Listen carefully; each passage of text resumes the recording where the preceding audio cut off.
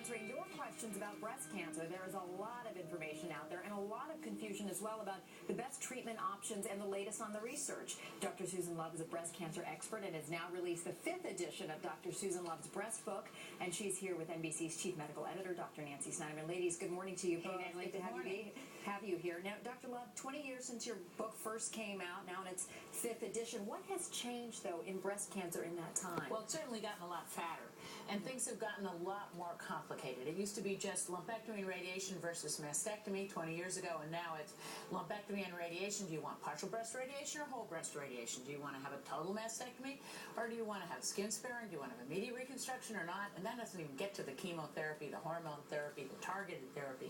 So the number of decisions women have to go through are enormous. Right. And hopefully we can guide them through it a bit with this book. Therefore, there's a lot more confusion there out as well. A lot more confusion and a lot more fear that they may be making the wrong choices. Right. Exactly. But what we're learning is there's different kinds of breast cancer. So if you know what kind you have, you can match the treatment better to your kind. All right, we got so many great questions from our viewers, so I want to get right to them. First is a Skype from Lisa in Manhattan Beach, California. Lisa, good morning. What is your question? Lisa, we are having problems with Lisa. Can we hear you? Okay. I'll tell you though what I think her question is we were able to talk with her beforehand and she's asking, she's a survivor of breast cancer. Many women are dying of breast cancer per day, as was the case 25 years ago. What progress are we really making? What does the future hold? Well, I think this is the issue. We've been doing Breast Cancer Awareness Day for 25 years, and we're aware. But we still don't know the cause of breast cancer and how to stop it.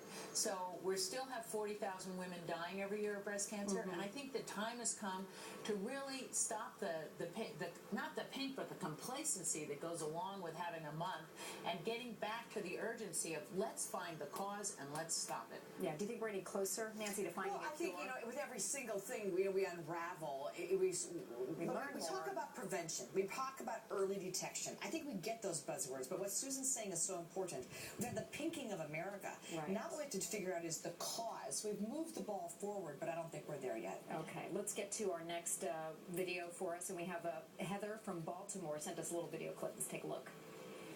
Hi, I'm 22 years old, and my paternal grandmother had cancer when she was in her 30s, but she survived. I have no other family history of breast cancer. My question is this: how can I be proactive now to keep myself healthy for the future?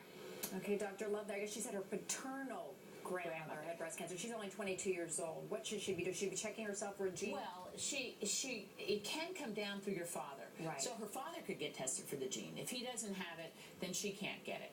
So that it's unlikely, but still possible, and she should get tested. But also, she should think about avoiding unnecessary radiation. That's one thing. If she has a choice, you want to have your kids at a young age rather than an older age, under 35. Don't smoke. Watch your weight. Don't smoke, but also be aware of your breasts and be careful. And exercise. Exercise has been shown to reduce the chances of getting breast cancer and of getting a recurrence. Okay, next we have another email from Heather in Champlain, New York, and Heather asks, my question deals with mammograms. What is the risk of getting breast cancer from too much radiation exposure? Well, this has been a big controversy because the U.S. Task Force came out last year and said for women with no risk factors, you can put off screening mammography to the age of 50. And it created, I think, a fervor of misinformation. And because there is a cumulative radiation dose, if you have no risk factors and you dutifully get your mammogram every year, the reality is you have some cumulative radiation. And particularly in young women, that the younger breast is more sensitive to the radiation. So from 30 to 40, if you get one every year, you may well cause more cancers than you cure. From 40 to 50, it's a wash, it's equal, and after 50, definitely you cure more than you cause. So what is the guidance then? Is it starting at age 35 to 40 once a year? I would say that if you have no family history, start at 50. Okay. If you have a strong family history, well, discuss it with your doctor. Consider starting at 40, or have one at 40. See how dense your breasts are, how useful the test is for you, and then make a decision. Okay, let's get to a next question. A Skype from Rita, who joins us from Belmont, California. Good morning to you, Rita. Good morning. Hey, Rita. Go ahead with your question. I have a question. I was 45 years old, diagnosed with cancer, and I'm about 5.5 years out. I had chemo, radiation, reconstruction, and a double mastectomy. And I'm concerned about the lingering effects of the fatigue, the chemo brain, and the body aches. So this is an interesting question, chemo brain. I think we talk so much about awareness, early detection, but we don't talk once someone's cured about lingering effects. And chemo brain is something women really talk about. There's a lot of collateral damage from our treatments, and it's something we don't talk about enough. From the chemo, you can also have second cancers from the chemo. You can have heart disease from the chemo.